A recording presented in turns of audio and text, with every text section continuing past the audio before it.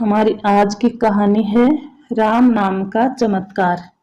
एक बार एक गांव में एक साधु रहता था। वह सारा दिन राम नाम जपता रहता था और ढोलकी बजाकर कीर्तन करता रहता था। उसकी कुटिया के पास एक व्यक्ति का घर था। वह उसे बहुत परेशान था। एक दिन वह व्यक्ति गुस्से में उस साधु की कुटिया में आया और बोला कि क्या तुम दिन रात राम राम रटते रहते हो? क्या तुम्हें कोई काम धंधा नहीं है? हमें तो कमाने जाना पड़ता है और तुम्हारी ढोलकी की आवाज से मैं सो नहीं पाता हूँ। यह सुनकर साधु कहने लगा कि तुम भी मेरे साथ राम नाम जप कर देखो, तब तुम्हें पता चलेगा कि इसमें कितना आनंद आता है। उस व्यक्ति ने थोड़ा खिंचकर कहा कि अगर मैं तुम्हारे साथ राम नाम जपता हूँ तो क्या तुम्हारा राम मुझे खाने के लिए रोटी देगा? साधु कहने लगा कि मुझे तो राम नाम की लगन लगी है और राम जी की कृपा से हर रोज भोजन मिल ही जाता है। तुम भी राम नाम जप कर देख लो। मुझे भरोसा है भगवान तुझे भी खाने को जरूर देंगे। वह आदमी उस साधु को चुनौती देता है कि मैं तुम्हारे साथ आज राम नाम का भजन करता हूँ। अगर तुम्हारे राम जी ने आज मुझे रोटी खिला दी तो मैं सारी उम्र राम की भक्ति में लगा दूंगा। अगर नहीं खिलाई तो तुम ढोलकी बजाना बंद कर दोगे। साधु कहता है कि मैंने तो निष्काम भाव से प्रभु राम की भक्ति की है, लेकिन फिर भी मुझे तुम्हारी चुनौती मंजूर है। वह व्यक्ति साधु के साथ बैठकर राम राम का जाप करता है और मन में ये निश्चय करता है कि चाहे कुछ भी हो जाए, आज मैं भोजन नहीं करूंगा। देखता हूँ इसका राम मुझे भोजन कैसे कराता है। राम राम का भजन करने के बाद वह सोचता है कि अगर अब मैं अपने घर जाता हूँ तो मेरी माँ और मेरी पत्नी मुझे रोटी खाने को कहेंगे और मुझे रोटी खानी पड़ सकती है। लेकिन मुझे साधु को चुनौती में हराना है, इसलिए मैं घर जाने की बजाय गांव के पास के जंगल में चला जाता हूँ।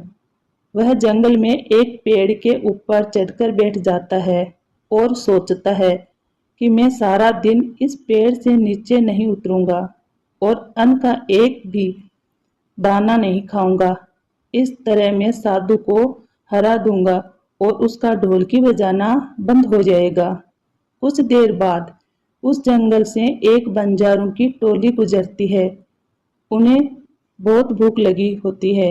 बंजारों का सरदार कहता है कि आग जलाकर यहीं पर खाना बना लो। अब खाना खाकर ही आगे बढ़ेंगे। खाना बनकर तैयार हो जाता है। बंजारे खाना खाने ही वाले होते हैं कि इतनी देर में बंजारों को सूचना मिलती है कि पीछे से डाकू आ रहे हैं। बंजारों का सरदार कहता है कि हमें यहाँ से चले जाना चाहिए, डाकू हमारा सब कुछ लूट सकते हैं। वे बंजारे खाना वहीं पर छोड़कर चले जाते हैं। वह आदमी पेड़ पर बैठा सब कुछ देख रहा था। कुछ समय बाद डाकू वहां पहुंचते हैं। भोजन को देखकर डाकू कहते हैं कि खुशबू तो बहुत अच्छी आ रही है।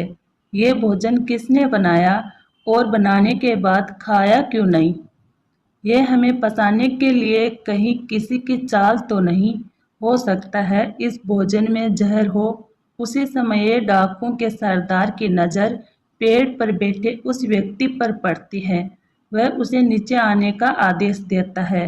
डाकू उस व्यक्ति से पूछते हैं, हमें मारने के लिए क्या भोजन तुमने बनाया है? वह बेचारा विनती करता रहता है कि मैंने ये भोजन नहीं बनाया और इसमें जहर भी नहीं है। ये भोजन बंजारों ने बनाया है।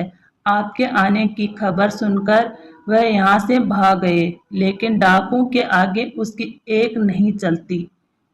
डाकू उसे कहते हैं कि अब तुम्हें ये भोजन खाकर दिखाना पड़ेगा, क्योंकि हमें लगता है कि तुमने ही ये भोजन बनाया है और इसमें जहर मिलाया है।